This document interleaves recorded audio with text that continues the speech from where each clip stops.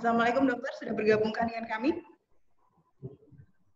Oke, kalau begitu kita lanjutkan dulu, mungkin nanti akan bergabung selanjutnya. Dan pada kesempatan kali ini, izinkan saya, Andra Witinasari, untuk selama 2 jam ke depan, sampai nanti kurang lebihnya pukul 10 untuk memandu kegiatan ini. Ibu sejawat dan juga adik mahasiswa yang berbahagia, sebagai informasi, kegiatan hari ini juga ada nilai SKP-nya dan nanti sertifikatnya akan bisa diunduh secara online, tentunya dengan adanya bukti partisipasi dari Bapak Ibu semua dari awal hingga akhir kegiatan ini.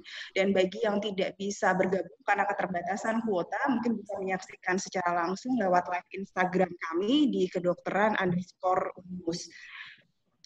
Untuk kegiatan hari ini juga akan dibagi menjadi 2 sesi. Nanti akan ada paparan dari 2 narasumber kita terlebih dahulu, kemudian dilanjutkan dengan tanya jawab, dan dilanjutkan dengan paparan 2 narasumber kita berikutnya. Nah, untuk pertanyaan bisa disampaikan langsung di chat group ya. Jadi nanti akan kami list pertanyaan-pertanyaannya yang kemudian akan kita bahas pada sesi tanya jawab. Nah, tanpa perlu memperpanjang waktu, tentunya kita akan mendengarkan paparan dari narasumber kita yang pertama, yaitu Dr. Wahyu Budi Martono, MS, SPHT, di mana beliau ini adalah dokter umum, dokter spesialisnya adalah lulusan dari Universitas Diponegoro, kemudian juga sangat selain dari praktisi, beliau juga concern sekali di bidang pendidikan kedokteran, dan saat ini sebagai staf pengajar di Fakultas Kedokteran Universitas Muhammadiyah Semarang, dan concern tidak hanya di ilmu THT tetapi juga di ilmu etika kedokteran.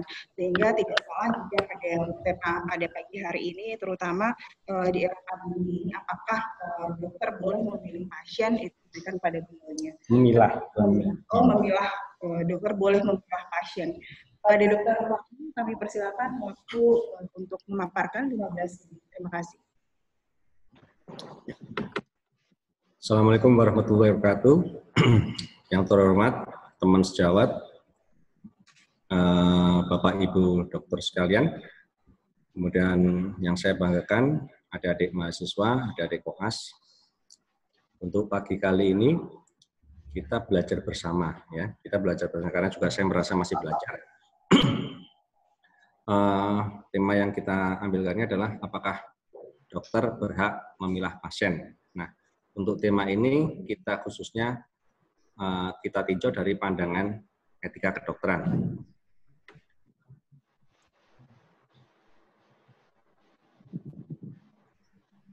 Kok nggak bisa, Don?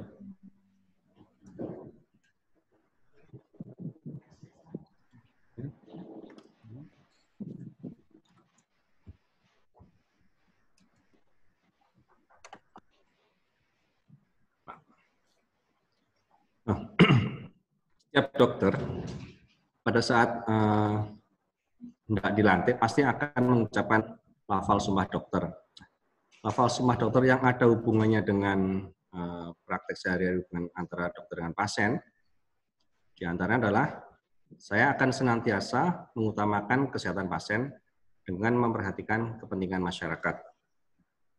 Kemudian lafal sumpah dokter yang lain ya adalah saya akan berikhtiar dengan sungguh-sungguh supaya tidak terpengaruh oleh kepentingan pertimbangan keagamaan, kebangsaan, kesukuan, gender, politik, kedudukan sosial, dan jenis penyakit dalam menunaikan kewajiban terhadap pasien.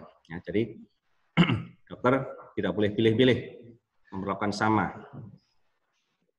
Terus kemudian karena institusi kami adalah institusi Islam, maka setiap kali kita belajar harus ada dalil-dalil yang mendasarinya. Allah Subhanahu wa taala berfirman, barang siapa membunuh seorang manusia bukan karena orang itu membunuh orang lain atau bukan karena membuat kerusakan di muka bumi, maka seakan-akan dia telah membunuh manusia seluruhnya. Dan barang siapa yang memelihara kehidupan seorang manusia, maka seolah-olah dia telah memelihara kehidupan manusia seluruhnya. Quran Surat Al-Maidah ayat 32.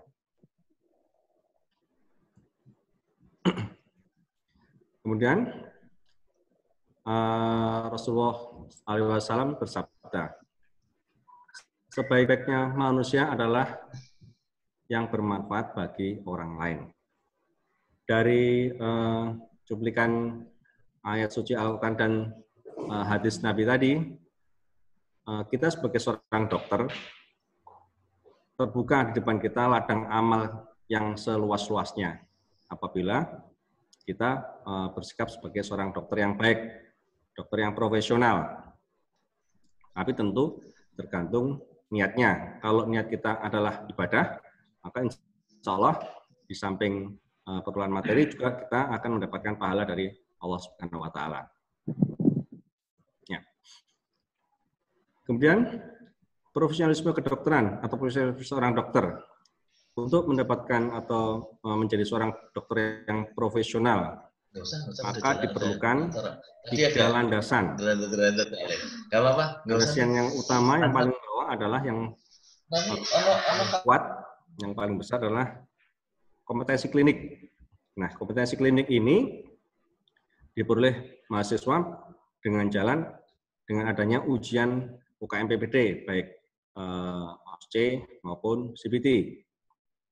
Nah, setelah mahasiswa lulus dengan uji kompetensi, maka dia harus mempunyai sebagai seorang dokter harus mempunyai skill untuk berkomunikasi, kemampuan untuk berkomunikasi dengan baik dengan pasiennya. Di samping itu juga landasan berikutnya adalah pemahaman tentang etik dan legalnya.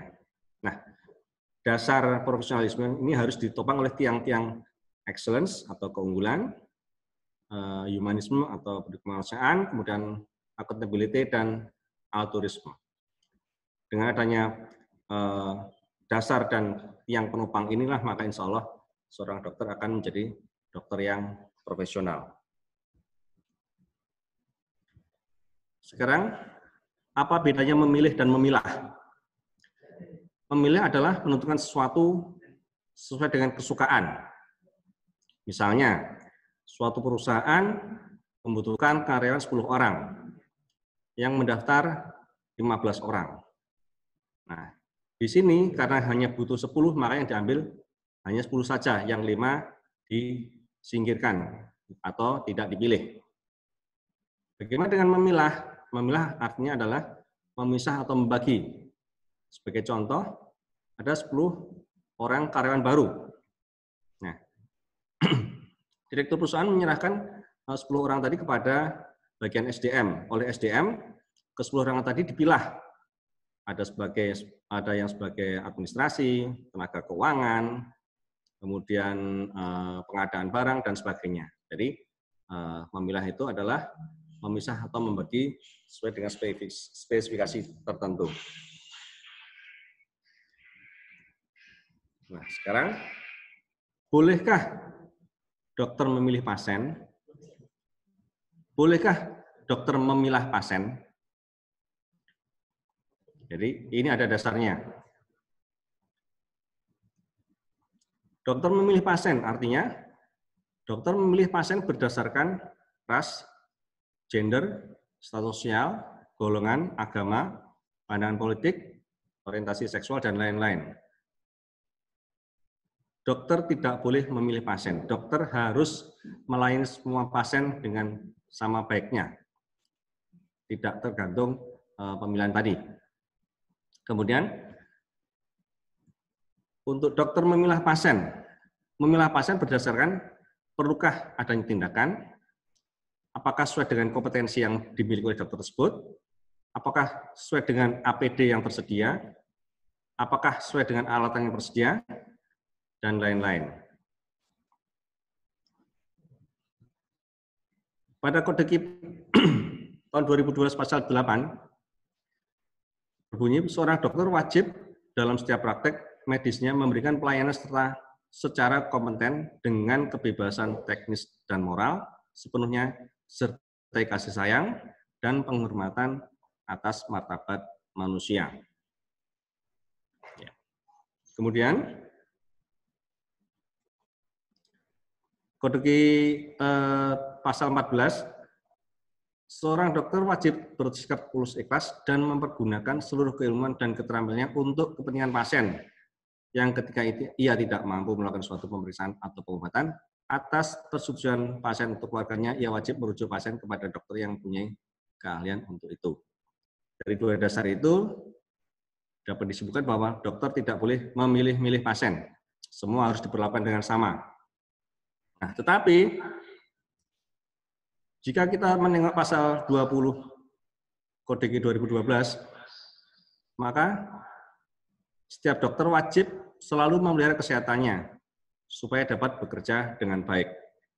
Dalam hal ini, dalam hubungannya dengan pandemi COVID-19, maka dengan alasan ini, maka dokter diperbolehkan untuk memilah-milah pasiennya.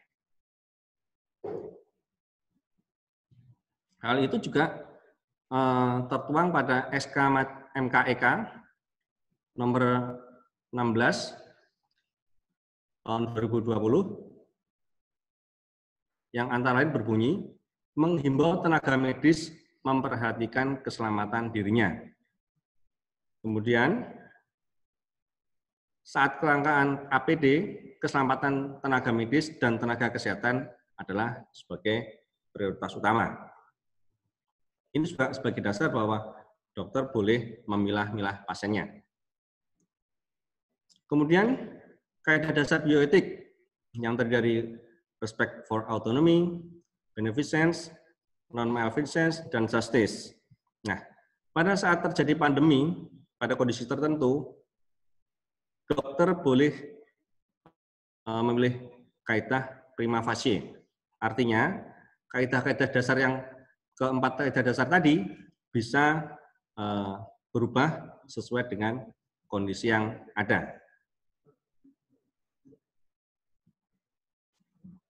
Allah Subhanahu wa Ta'ala berfirman, dan janganlah kamu membunuh dirimu, sesungguhnya Allah adalah Maha Penyayang kepadamu. Quran Surat An-Nisa ayat 29. Dan juga, dan janganlah kamu menjatuhkan dirimu sendiri ke dalam kebinasaan. Quran Surat Al-Baqarah ayat 195. Kemudian, Rasul SAW bersabda, tidak boleh memberi dampak buruk atau mudarat kepada orang lain. Begitu pula membalasnya. Nah, dari dari presentasi tadi dapat disebutkan bahwa dokter diperbolehkan memilih pasien pada kondisi tertentu, misalnya pada saat pandemi COVID-19. Sekian presentasi dari saya. Wassalamualaikum warahmatullahi wabarakatuh.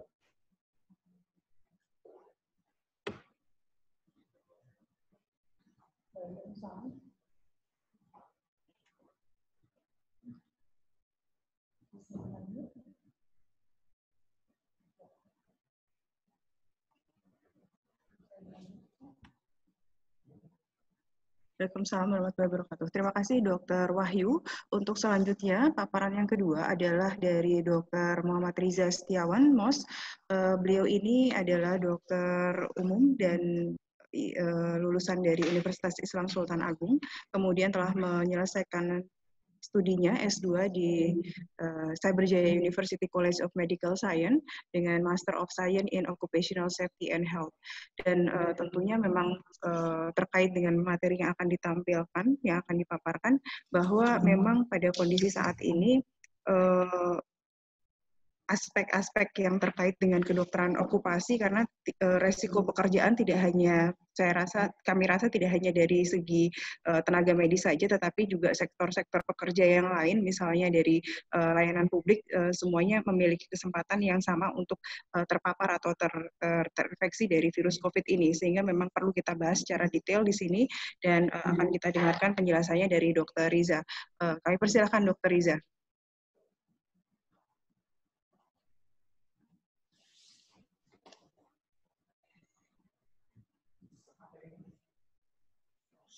Dr. Riza.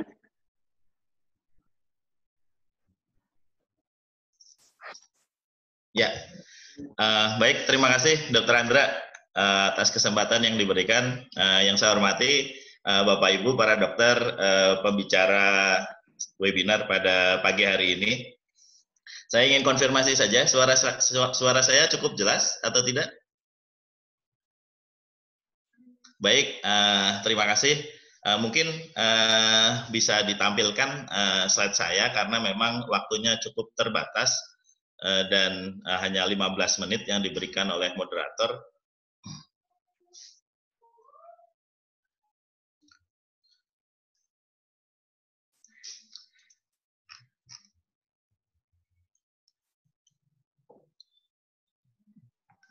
Baik, Bapak Ibu yang saya hormati, yang menjadi topik pada pagi hari ini memang terkait dengan siapa yang bertanggung jawab apabila kemudian ada tenaga medis yang bekerja dalam menangani COVID ini mengalami gangguan kesehatan atau bahkan sampai meninggal dunia. Nah, saya di sini akan lebih menyoroti bagaimana atau apakah COVID-19 ini bisa kita definisikan sebagai occupational disease atau istilahnya penyakit akibat kerja di sini. Slide.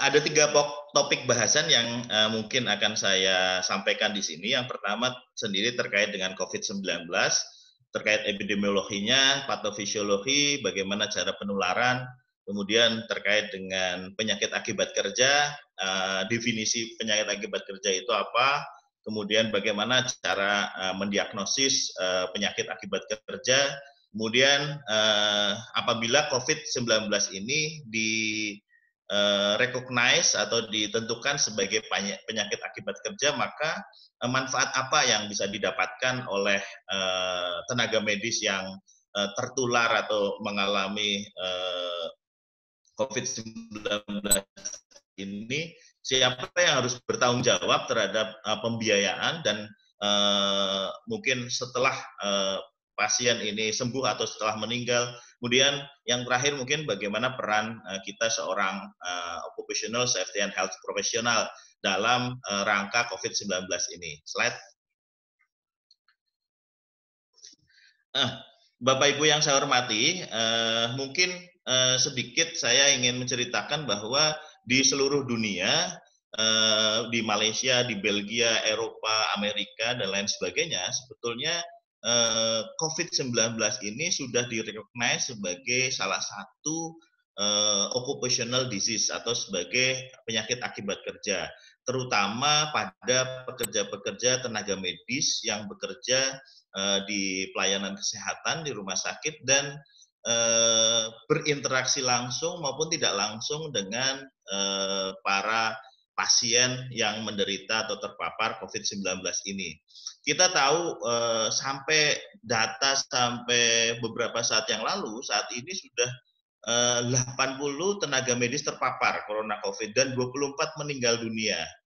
Ada 24 dokter meninggal dunia. Ini satu angka yang saya rasa sangat-sangat cukup tinggi.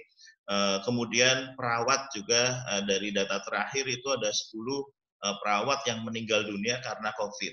Ini baru data yang meninggal dunia, belum data terkait dengan aspek lain, bagaimana dokter atau perawat mengalami stres akibat kerja, kemudian kelelahan yang ditimbulkan dikarenakan melakukan perawatan terhadap pasien COVID-19, dehidrasi, dan lain sebagainya. Jadi saya rasa memang bahasannya pada saat ini adalah lebih terfokus atau lebih akan kita kerucutkan kepada bagaimana tenaga medis.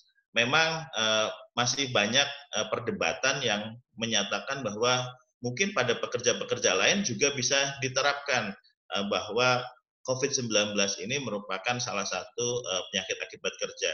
Cuman pada kesempatan kali ini saya ingin membatasi hanya pada aspek tenaga medis yang menangani penyakit COVID-19 ini. Slide. Slide. Operator. Ya, yang pertama terkait dengan COVID-19. Slide. Nah, seperti kita ketahui, sejak pertama kali COVID-19 ini ditemukan di Wuhan, Cina, saat ini sampai data terakhir 28 April kemarin sudah bermigrasi atau sudah menginfeksi sekitar 210 negara di seluruh dunia. Dengan pasien yang positif itu hampir 3 juta lebih pasien positif COVID-19. Dan yang meninggal sekitar 208.000 pasien yang sudah meninggal, dengan Amerika, Spanyol, Italia, Jerman, dan Inggris menduduki 5 besar dunia dalam kasus COVID-19 ini. Lalu bagaimana dengan Indonesia? Menurut data terakhir tanggal 28 April kemarin, kita ada di peringkat 36 dunia dengan jumlah kasus konfirm itu lebih dari 9.000 dan kasus meninggal 765 pasien. Slide operator.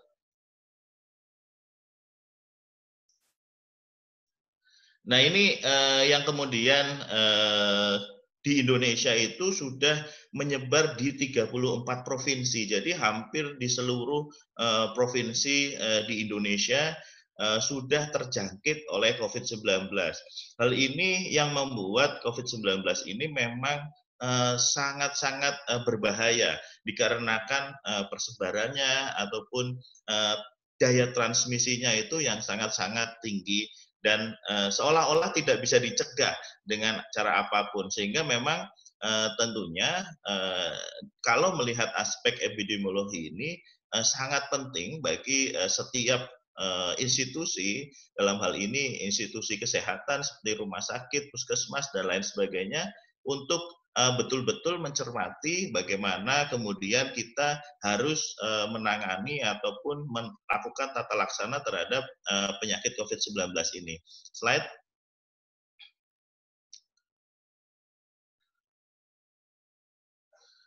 Nah, ini di kita memang saat ini yang paling besar untuk adalah kasus di Jakarta, kemudian kita disusul oleh Jawa Barat, Jawa Timur, dan Jawa Tengah, yang memang semua hampir 34 provinsi memang sudah terjangkit oleh COVID. Slide. Nah, bagaimana patofisiologinya dari COVID ini sendiri? Ada 3 fase sebetulnya yang kemudian penyakit ini bisa kemudian menimbulkan satu keadaan klinis yang kurang baik, bahkan sampai keadaan meninggal dunia. Yang pertama adalah early infection fase. Pada fase yang awal memang keluhannya hanya demam, batuk kering, mialgia, nyeri kepala, bahkan banyak pasien yang asimptomatis atau kemudian tidak ada keluhannya. Tapi ini justru akan sangat berbahaya bagi orang lain, karena pada fase-fase awal ini pasien ini sangat infeksius dan dapat menularkan ke orang lain. Kemudian ada pulmonary fase atau sudah menyebabkan kerusakan pada parenhim paru. Kemudian yang terakhir adalah severe hyperinflammatory fase, di mana sudah terjadi kerusakan dari pernafasan. Nah, ini yang kemudian sangat-sangat membahayakan bagi pasien yang terkena COVID-19 ini, sehingga bisa sampai meninggal dunia. Mungkin ini nanti akan lebih banyak dijelaskan mungkin oleh Dr. Ridho nanti terkait dengan patofisiologi. Slide.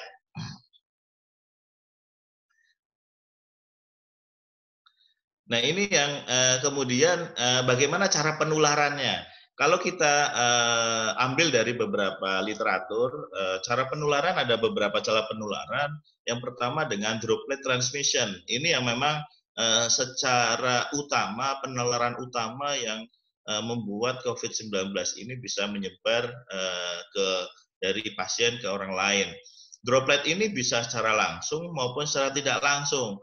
secara langsung oleh orang yang terinfeksi, dia batuk, bersin, berbicara, yang kemudian virusnya akan berpindah ke orang lain yang di sekitarnya, dan secara tidak langsung bisa melalui permukaan lingkungan atau benda yang digunakan oleh orang-orang yang terinfeksi, yang kemudian permukaan benda atau lingkungan tersebut kita pegang oleh orang lain, dan akan kemudian tangannya menyentuh hidung, mulut maupun mata dari orang. Nah, ini yang kemudian menjadikan COVID-19 ini cukup cepat penularannya dan cukup masif seperti itu. Kemudian close contact atau kontak erat dengan pasien. Bagaimana berinteraksi dengan pasien dalam jarak kurang dari 2 meter selama kurang lebih 1 jam sebetulnya. Nah, ini yang kemudian banyak disinyalir bahwa para dokter, para perawat yang kemudian merawat pasien COVID-19 ini sangat-sangat potensi tinggi untuk mengalami penyakit ini. Slide.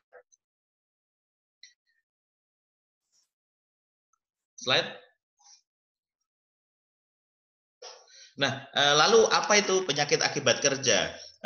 Penyakit akibat kerja saya coba ambil dari hanya menyadur saja dari Peraturan Presiden Republik Indonesia nomor 7 tahun 2019 tentang penyakit akibat kerja. Apa definisi penyakit akibat kerja ini? Slide.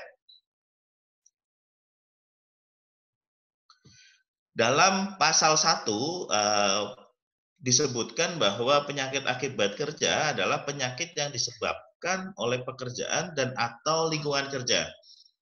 Nah, dalam hal ini kita sebagai seorang tenaga medis bekerja di rumah sakit yang pekerjaan kita adalah merawat pasien, sebagaimana tadi telah disebutkan oleh Dr. Wahyu bahwa kita tidak boleh memilih pasien. Kita tetap harus menerima apapun pasien yang datang ke tempat kita, harus kita rawat dengan sebaik-baiknya sesuai dengan kompetensi, sehingga sangat terkait dengan pasien yang memang menderita COVID-19 ini. Ini definisi dari penyakit akibat kerja, bahwa penyebabnya adalah pekerjaan atau lingkungan kerja yang dalam hal ini tenaga medis mungkin adalah di rumah sakit. Slide. Nah, pada pasal 3 sendiri, siapa sebetulnya yang bisa mendiagnosis penyakit akibat kerja?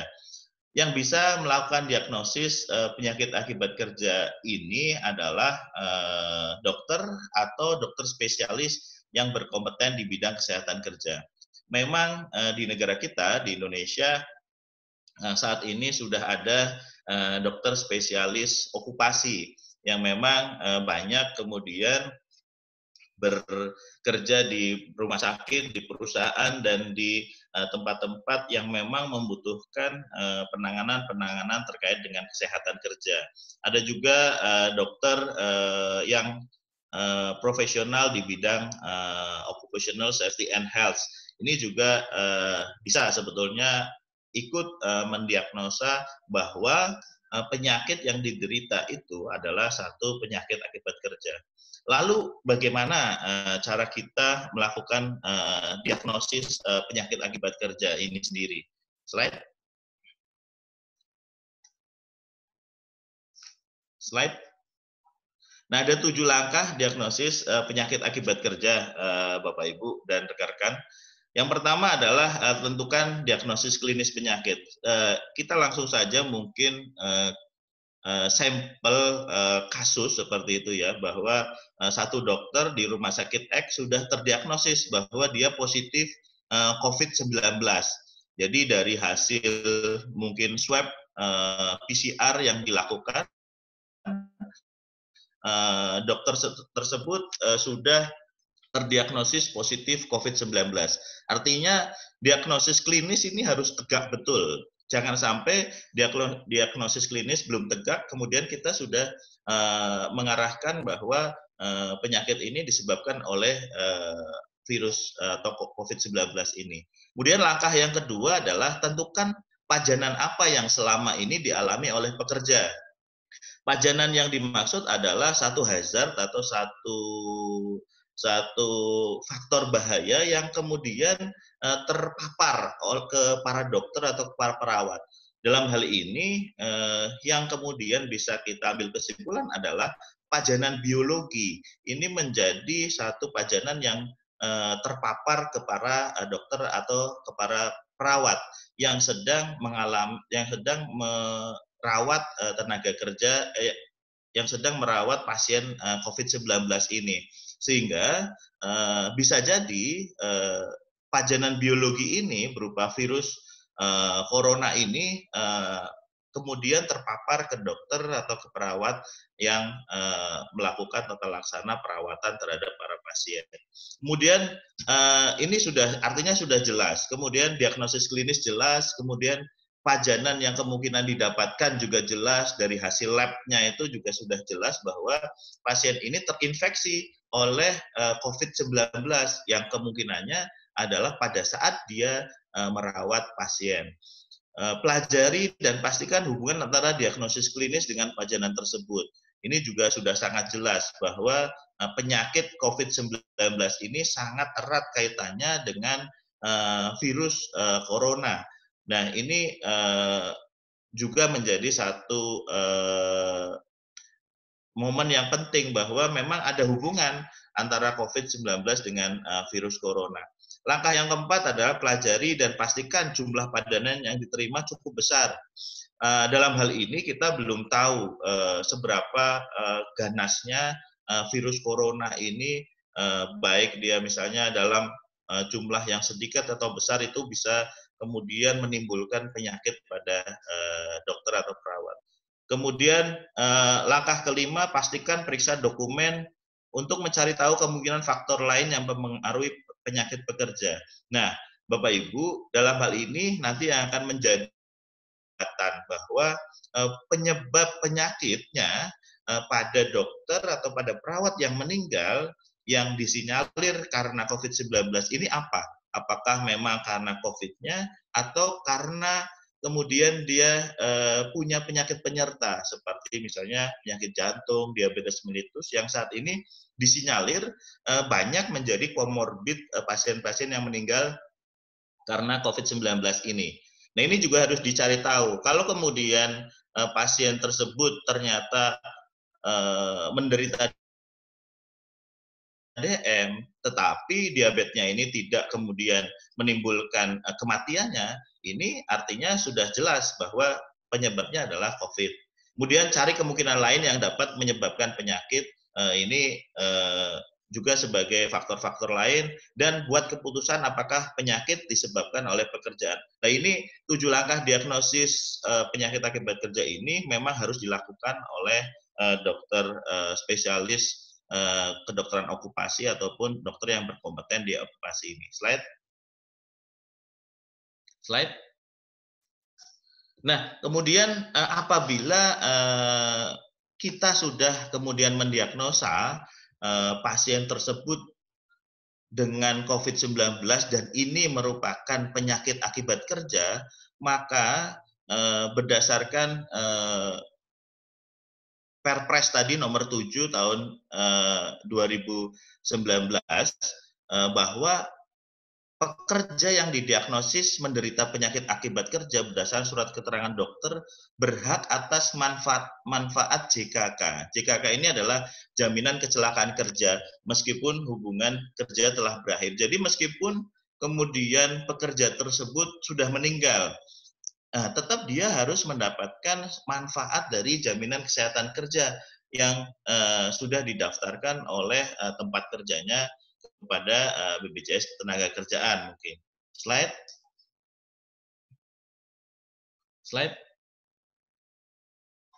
Nah, apa saja kemudian jaminan atau manfaat yang bisa didapatkan kalau kita melihat pada tabel ini yang dikeluarkan oleh BPJS Ketenagakerjaan, mulai dari biaya perawatan sampai kemudian santunan-santunan. Pastinya biaya perawatan dan pengobatan saat ini sudah ditanggung oleh pemerintah.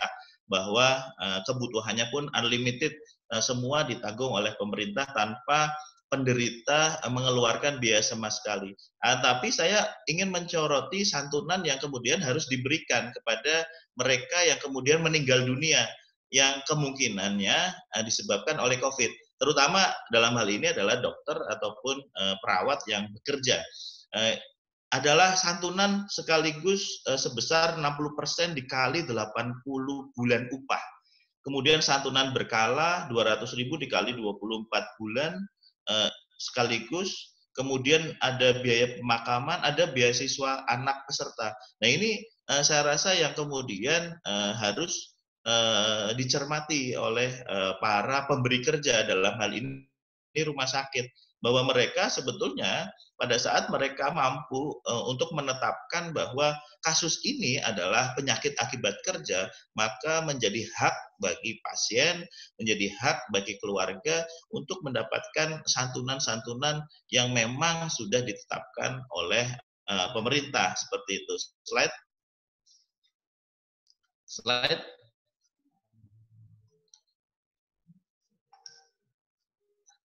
Nah, siapa kemudian yang bertanggung jawab di sini yang untuk melakukan pembiayaan?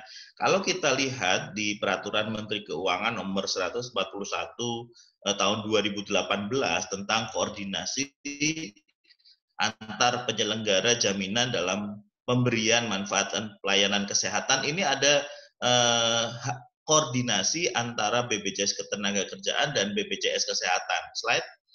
Slide berikutnya. Di mana koordinasi pemberian manfaat kesehatan antar penyelenggara jaminan dilakukan pada kasus kecelakaan kerja, kecelakaan lalu lintas, penyakit akibat kerja, dan kasus lain. Jadi memang penyakit akibat kerja juga masuk ke dalam skema pembiayaan di Permenq ini. Slide.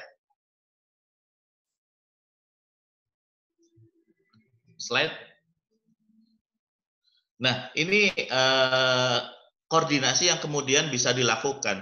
Pada saat di awal kasus tersebut sudah ditetapkan sebagai kasus penyakit akibat kerja, maka dari awal itu yang akan kemudian melakukan penjaminan terhadap pembiayaan adalah BPJS Ketenagakerjaan tentunya. Tapi pada saat awal kasus masih dugaan, dalam hal ini ada dua hal. Pada saat kemudian menjadi penyakit akibat kerja setelah peserta kemudian selesai dirawat inap atau sudah pulang atau sudah meninggal misalnya, maka BPJS Kesehatan menjadi penjamin yang kemudian pada saat nanti setelah selesai dirawat akan bisa ditagihkan ke BPJS Ketenagakerjaan. Tapi pada saat kemudian PAK ini sudah bisa ditetapkan pada saat pasien masih dalam perawatan, maka terjadi alih penjaminan dari BPJS Kesehatan ke BPJS Ketenagakerjaan tentunya. Jadi hal ini yang kemudian harus dimengerti oleh para pemberi kerja, dalam hal ini rumah sakit atau puskesmas atau yang lain-lain, bahwa mereka harus berkoordinasi dengan BPJS Ketenagakerjaan atau BPJS Kesehatan bagaimana terkait dengan manfaat yang bisa diberikan atau didapatkan haknya oleh para pasien ini. Slide. Nah, bagaimana peran kita sebagai seorang profesional di bidang kesehatan kerja? Yang pertama adalah memang kita perlu melakukan advokasi. Dalam hal ini saya mendorong rekan-rekan dari Persatuan Dokter Okupasi Indonesia, Perdoki, ataupun dari Perhimpunan Dokter Kesehatan Kerja Indonesia atau IDKI bisa melakukan advokasi ke tempat memberi kerja, dalam hal ini rumah sakit, dan juga ke BPJS Kesehatan ataupun BPJS Ketenagakerjaan, agar kita tahu betul bahwa ternyata ada aspek penyakit akibat kerja pada COVID-19 yang diderita oleh para tenaga medis ini. Kemudian bagaimana kita melakukan aspek promotif dan preventif. Dengan promotif tentunya rumah sakit harus mulai kemudian membuat satu yang namanya hazard identification, risk assessment, dan risk control. Dan aspek peran kebijakan publik ini harapan saya kita dari para profesional kesehatan kerja bisa melakukan satu masukan-masukan kepada pemerintah bagaimana sebaiknya ke depan para tenaga medis ini betul-betul aman, betul-betul bisa bekerja secara baik dalam menangani pasien. Saya rasa itu mungkin bisa kita lanjut di diskusi. Terima kasih rekan-rekan sekalian atas kesempatannya dan mudah-mudahan bermanfaat. Sekian, Assalamualaikum warahmatullahi wabarakatuh. Waalaikumsalam warahmatullahi wabarakatuh. Terima kasih paparannya Dr. Riza. Seperti tadi yang sudah kita sepakati bahwa terbagi menjadi 2 sesi. Sesi pertama ini sudah selesai dan akan kita buka untuk tanya jawab. Apakah ada pertanyaan? Kalau tadi saya sampaikan bahwa pertanyaan bisa disampaikan via chat room, ya. Ini belum ada pertanyaan. Mungkin ada yang akan menyampaikan pertanyaan secara langsung. Bisa menekan tombol raise hand.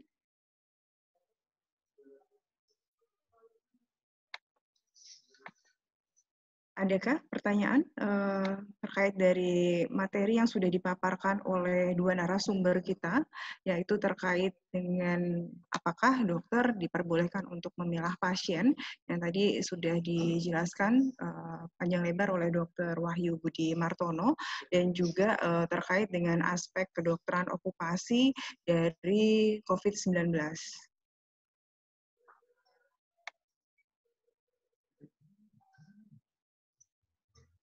Oh ya, Dokter Adon, kami persilakan. Ada chat? Oke. Oke, ternyata ada chat pertanyaan dari Ibu Ana Titik Rahayu. PNS saat ini hanya mempunyai BPJS Tenaga Kerja. BPS mempunyai BPJS Kesehatan, bagaimana cara memperoleh BPJS Ketenagakerjaan mengingat saat ini penyakit akibat kerja untuk nakes benar-benar mengancam jiwa. Mungkin ini cocok untuk Dr. Riza ya untuk pertanyaan terkait dengan BPJS Kesehatan ini. Mungkin bisa langsung ditanggapi saja Dr. Riza terkait pertanyaan ini. Baik, terima kasih Bu Ana atas pertanyaannya. Memang ini masih menjadi permasalahan di kita bahwa banyak pemberi kerja dalam hal ini, apakah itu kemudian perusahaan, apakah itu kemudian rumah sakit dan lain sebagainya, yang kemudian dia tidak mendaftarkan para pekerjanya untuk kemudian dapat di-cover oleh BPJS Ketenagakerjaan.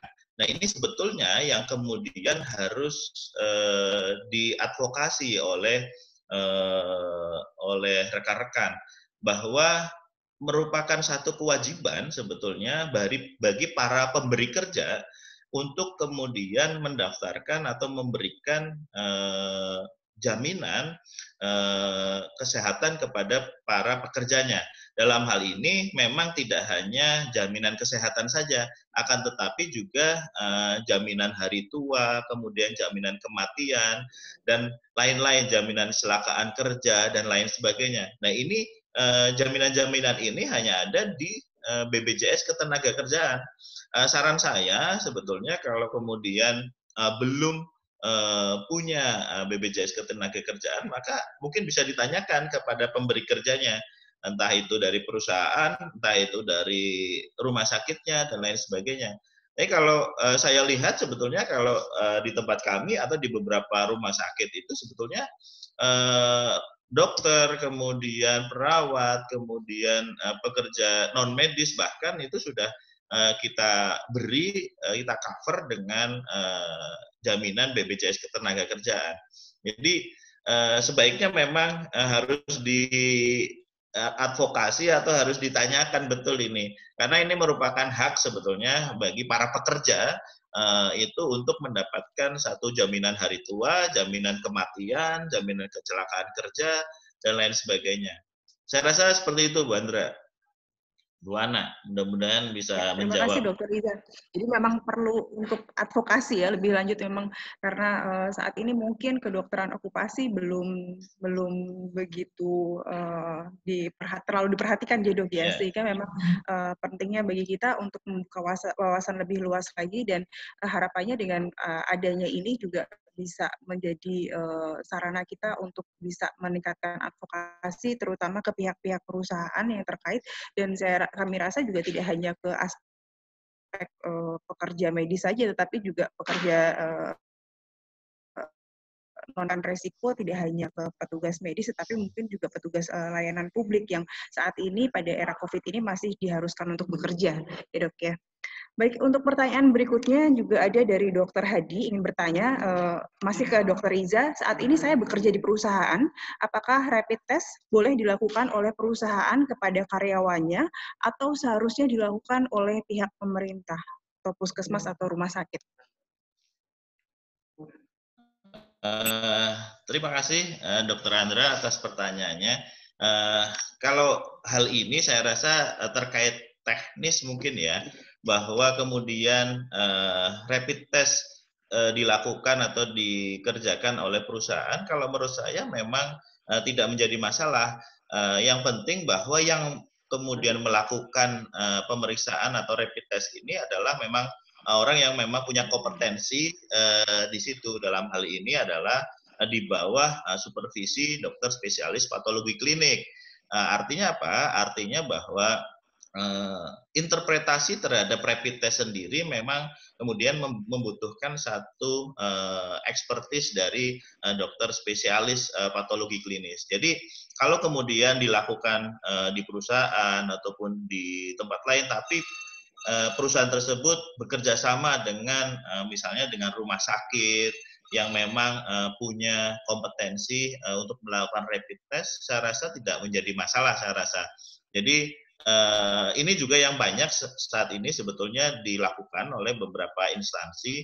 Mereka bekerja sama dengan beberapa rumah sakit untuk kemudian melakukan rapid test terhadap para karyawannya. Jadi saya rasa tidak menjadi masalah, Dr. Andra. Mungkin nanti Dr. Rido nanti bisa menambahkan Iya, itu. saya lebih lanjut lagi ya terkait rapid test dan ini pemeriksaan-pemeriksaan yang lainnya. Kemudian pertanyaan berikutnya ini ke aspek etik ini Dokter Wahyu, ada pertanyaan dari Saudara Arif Wicaksono, bagaimana dengan etika pemeriksaan atau anamnesis secara daring? Apakah ada konsensus dari MKEK khusus untuk hal ini? Terima kasih. Mungkin bisa langsung dijawab, Dokter. Untuk pada saat pandemi COVID-19 ini memang kita dianjurkan kita diharapkan menganjurkan kepada pasien untuk tidak datang ke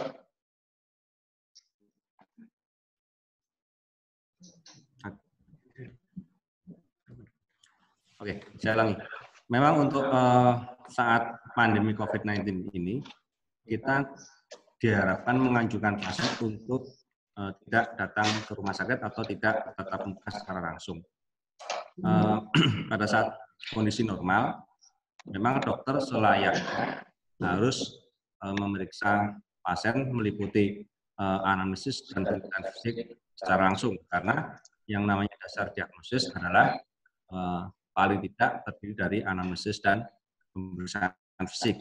Pada saat pandemi seperti ini, ya, untuk kasus-kasus yang tidak mengganggu, yang tidak membahayakan, diperbolehkan pasien menghubungi dokter secara daring. Ya. Tapi diharapkan untuk kasus-kasus tertentu yang memang butuh bertemu langsung, seperti misalnya menyuntikkan obat, ya, kemudian kemoterapi, radioterapi, kemudian hemodialisa, dan lain-lain, yang perlu tetap muka secara langsung, memang pasien diharapkan datang atau menemui dokter tersebut. Ya. Dan juga untuk kasus-kasus yang perlu tindakan yang sifatnya emergensi. Nah, jadi untuk kasus seperti ini memang diperbolehkan secara daring, tetapi seyogianya untuk kasus-kasus yang tidak membutuhkan decision atau keputusan dari dokter. Jadi sifatnya hanya untuk konsultasi saja. Mungkin demikian. Terima kasih. Ya. Terima kasih Dokter Wahyu. Memang pada era sekarang ini seringkali sudah ada himbauan ya Dok ya bahwa sudah ada himbauan bahwa bagi pasien-pasien harus bisa memilah-milah sendiri apakah dia harus bertemu dengan dokternya secara langsung atau tidak ya Dok ya. Nah, baik, kita lanjutkan ke respon chat di chat group. Di sini tadi ada juga yang menyampaikan bahwa untuk BPJS Ketenagakerjaan tidak bisa diajukan secara pribadi. Ya memang mungkin nanti akan ditanggapi oleh Dokter Riza. Kemudian juga yang terkait dengan okupasi juga yang ditanyakan kepada Dokter Riza. Ini apakah ada kriteria dokter yang menyatakan bahwa tenaga kesehatan ini terkena COVID yang merupakan penyakit akibat kerja, dan apakah harus dinyatakan oleh dokter okupasi sehingga bisa diklaim ke JKK. Dan selama ini dokter-dokter atau perawat yang terkena COVID-19, kami memakai jaminan dinkes setempat, bukan BPJS Kesehatan, Dok, sehingga tidak ada klaimnya. Tidak ada klaim ke JKK. Ini mohon responnya dari Dokter Riza, mungkin bisa ditanggapi. Baik, terima kasih Dr. Andra. Memang kalau sesuai dengan Peraturan Presiden Nomor 7 Tahun 2019 bahwa diagnosis penyakit akibat kerja ini dilakukan oleh dokter atau dokter spesialis yang mempunyai kompetensi atau berkompeten di bidang kesehatan kerja. Jadi sebetulnya yang bisa melakukan diagnosis penyakit akibat kerja ini tidak harus dokter spesialis okupasi, tapi bisa pula dokter umum yang kemudian dia sudah berkompeten di bidang kesehatan kerja. Dalam hal ini memang ada dari Kemenaker yang kemudian dia mensertifikasi seorang dokter yang memang punya kompetensi di bidang kesehatan kerja. Nah, hal ini memang harus dilakukan oleh rekan-rekan dokter yang kemudian dia sudah punya kompetensi ini. Jadi kita dorong sebetulnya rekan-rekan dokter yang punya kompetensi di bidang kesehatan kerja untuk berani melakukan diagnosis penyakit akibat kerja. Nah, hal ini yang biasanya di Indonesia itu adalah di perusahaan. Akan tapi memang di perusahaan kadang bersinggungan dengan manajemen di perusahaan, di mana mereka ingin penyakit akibat kerja di perusahaannya adalah zero penyakit akibat kerja. Tapi dalam hal seperti ini kita rumah sakit justru ingin mendorong bahwa ayo kita diagnosis bahwa COVID-19 ini itu merupakan satu penyakit akibat kerja. Dari tadi 7 langkah diagnosis yang kemudian sudah kita coba lakukan, memang sebetulnya COVID-19 yang menyerang para tenaga medis, baik dokter maupun perawat, ini sebetulnya terkonfirmasi sebagai penyakit akibat kerja, sebagaimana yang juga dilakukan di negara-negara lain. Di Malaysia sendiri sudah dinyatakan bahwa COVID-19 ini pada tenaga medis ini merupakan occupational disease. Di Belgia, di Amerika, Italia, dan lain sebagainya. Kalau kita coba cari occupational disease, COVID-19 ini sudah banyak sekali di luar negeri yang kemudian merecognize COVID-19 ini sebagai satu PAK. Jadi itu. Kemudian terkait dengan rata-rata memang PNS itu sudah mereka hanya diberi oleh BPJS Kesehatan. Nah, ini sebetulnya kalau kita mengacu kepada Permenkyu nomor 141 Peraturan Menteri Keuangan nomor 141 tahun 2018,